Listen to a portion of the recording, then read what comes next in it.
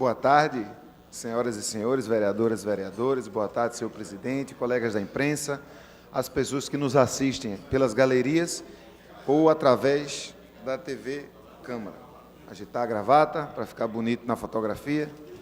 Mas o que eu venho falar não é bonito. Eu venho falar de uma coisa muito feia. É feita pelo Ministério da Economia, que nos foi dito pela Folha de São Paulo, através de reportagem dos repórteres Fábio Fabrini e Bernardo Caran. Eis que a Folha de São Paulo foi atrás de saber quais são os estudos e notas técnicas que justificam a proposta de emenda constitucional que muda a Previdência Social. Esses estudos teriam sido realizados pela Secretaria Especial de Previdência e Trabalho, como informa a própria Secretaria.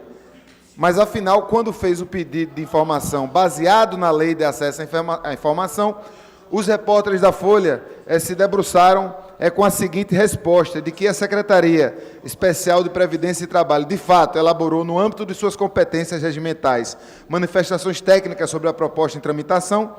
Contudo, registra-se que todos os expedientes foram classificados com nível de acesso restrito, por se tratarem de documentos preparatórios. Ou seja, o governo federal diz que vai economizar R$ 1 trilhão caso seja aprovada a tal da nova Previdência, o que essa casa sabe muito bem, porque já foi objeto de audiências públicas e de muitos debates, de fato, uma tentativa de acabar com a oportunidade de se aposentar, é uma tentativa de acabar com a oportunidade e o direito de se aposentar da maioria da população.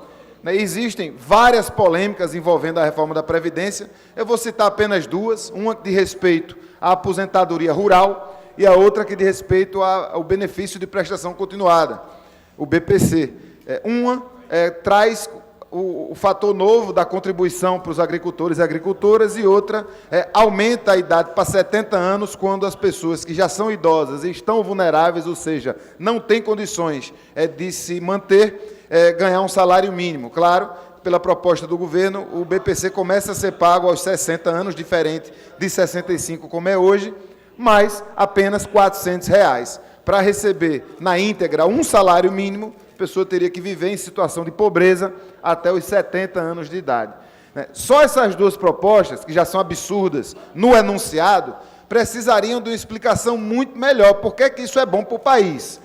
O que é que de fato está em jogo quando a gente vai atacar a possibilidade de aposentadoria desses grupos, atacar a possibilidade de manutenção, de sobrevida desses grupos, ao mesmo tempo, no que é que isso é bom para o resto do país.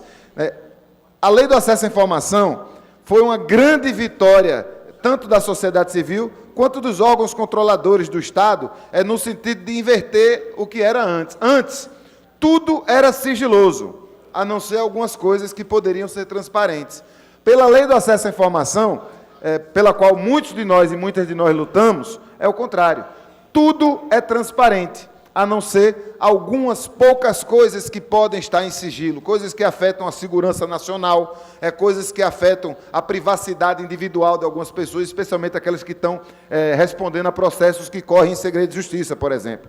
Mas a Lei do Acesso à Informação não pode, não deve ser utilizada para esconder informação. Pelo contrário, o argumento do governo, além de incorreto, é um argumento covarde, porque ela diz que esses documentos não podem ser disponibilizados porque eles serão utilizados numa tomada de decisão, já que são documentos preparatórios. Ora, o Poder Executivo já tomou sua decisão. O Poder Executivo mandou o projeto de emenda constitucional que afeta a Previdência para a Câmara.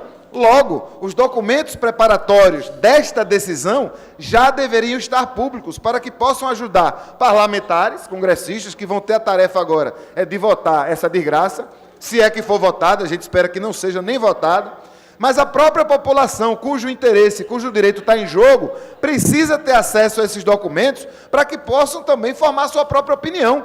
Saber se é bom, se é ruim, se de fato essa economia que vem sendo narrada de R$ 1 trilhão é verdade, se isso se baseia em documentos, fatos oficiais, ou se é apenas uma ilusão do secretário da Fazenda. E havemos de convir integrantes desse governo não têm muito o que prezar pela seriedade, nem por uma credibilidade que nenhum deles adquiriu.